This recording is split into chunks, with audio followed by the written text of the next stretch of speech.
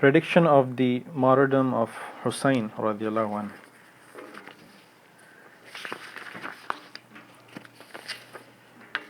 So many of you already know the story.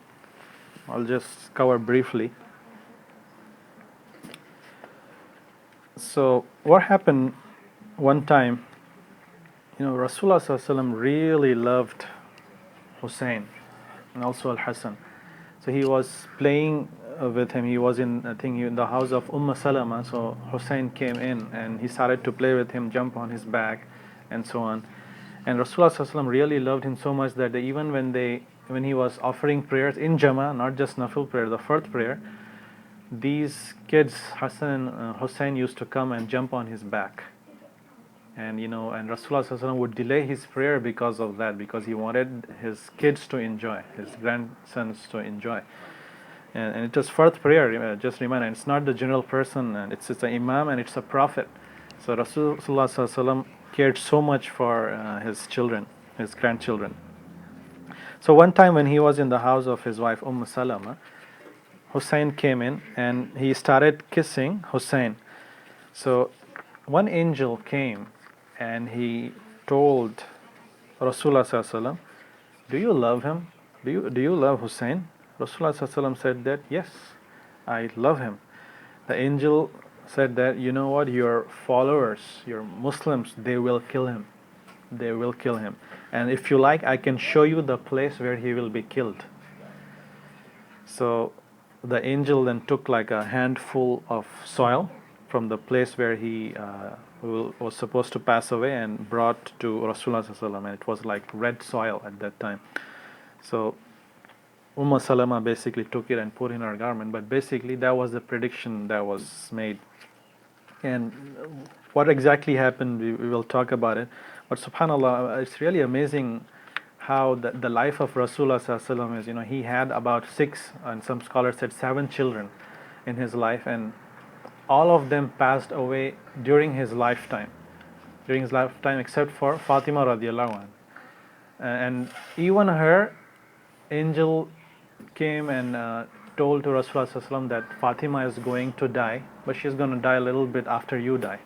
So he was informed about that, and now about Hussayn, whom he loved so much, he said that he is going to die, and just not give him the news of his martyrdom, but he is telling that your own people will kill him. And it's like so much of his heart, how much he would have felt the emotion wise. That was big news for him. But anyways, martyrdom is a very big status in Islam. And what really happened was, again going back to history, when Hassan radiallahu anhu gave away the caliphate to Muawiyah radiallahu anhu, and Muawiyah radiallahu anhu, what he did was he appointed his successor. He said, "My son Yazid, he will be the next Khalifa if I die. And Muawiyah radiallahu anhu, he had his own reasons why he did that. One reason that people give is that Ali appointed Hassan as the Khalifa, so I can appoint my son as the Khalifa as well. So something not new. And he basically, Muawiyah thought that, what, if I keep the matter open, again the same cycle will repeat of what happened to Uthman radiallahu anhu and Ali. Muslims will fight together. So I have to kill this whole situation and fix it that my dynasty will rule it. So that the dynasty, the hereditary system came into picture now. And he said that Yazid will be the ruler, basically trying to finish off all the possible fitna that can happen. But people didn't really like that. People said that it should be according to who really deserved the most. And Yazid, he was a Muslim, of course, but he was not like others. He was not a companion, and he was just a regular person, obviously. And when he used to live very luxurious life, the son of a caliph, Khalifa, and because of that, the people might get spoiled when wealth comes, right? So Yazid, religion-wise, he was not there. He was not up to the mark. He was not at all qualified for this job. And when By the way, Hassan radiallahu anhu, he passed away. He was actually martyred even. He was poisoned. One of his servants poisoned, mixed poison in honey and gave it to him, and he passed away. He became martyr because of that, and then he was buried in Jannat al-Baqi. But what happened after that? People started to tell Hussayn that you should become Khalifa now. You are so much better. You deserve to be the Khalifa. Yazid is no way qualified to become the Khalifa. You should end this, and we are ready to fight for you. And Hussayn radiallahu anhu, his wish was that, Muawiyah, okay, he was the companion and he was a very qualified ruler. He was the governor of Syria and people really loved him. So he was quiet. Muawiyah was the ruler. But he said that when Yazid became the Khalifa, the previous all tribalism and all those things came in, and people started to, first of all, oppress other people and, not rule by Islamic laws. And they were unjust. They were not ruling correctly. So Hussayn radiallahu anhu, he thought that I should restore the Islamic Caliphate, bring the Islamic rulings back, and I have to do something.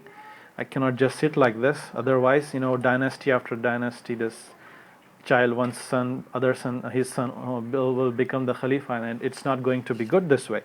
So again from Kufa, thousands of people told Hussayn, about 18,000 people, that we will support you, just say yes, you become the Khalifa, and that's it, we will fight this army and defeat this army. So he decided that, okay, I will fight against Muawiyah and I will try to establish the caliphate. So what happened when he was on his way to reach Kufa, the promised help from Kufa, he was in the middle or almost close to reaching Kufa, and then he basically was at a place called Karbala, and there was the governor of Karbala, or the Kufa. His name was Ubaidullah ibn Ziyad, and he was not a nice person, very cruel. He stopped water coming into the camp, and basically he started a fight, and they were like, Hussayn was trying to go in secret, and the problem was that he was carrying all his daughters, wives, and nephews, nieces, everybody, his whole family basically, about 72 people, and a little bit more than that, and all of them were martyred except for a woman and his one son. Because he was sick, they left him, but he was beheaded. Heart really weeps because of this, because the way they killed Hussayn was really very bad. They not only martyred him, but really beheaded him, took his head out. And they took it to Syria, to Sham, to show it to Yazid. And I can't imagine really how a Muslim can even do that. He's the grandson of Prophet Sallalahu Alayhi Wasallam, and how can you do this? But that happened, and these were very terrible people. They call themselves Muslims, but when the tribalism takes over, you become blind. You don't see anything. So that's what happened. And he was about 57 years of age at that time when he passed away. And that was 10th of Muharram, and that's why all the Shias, as celebrate their day, the annual day, which we are not allowed to. We only observe fasting on that day because Rasulullah observed fasting, not because Hussayn radiallahu anhu was martyred. But we do really respect Hassan and Hussayn and really love him because Rasulullah used to love him, and they were on the true path.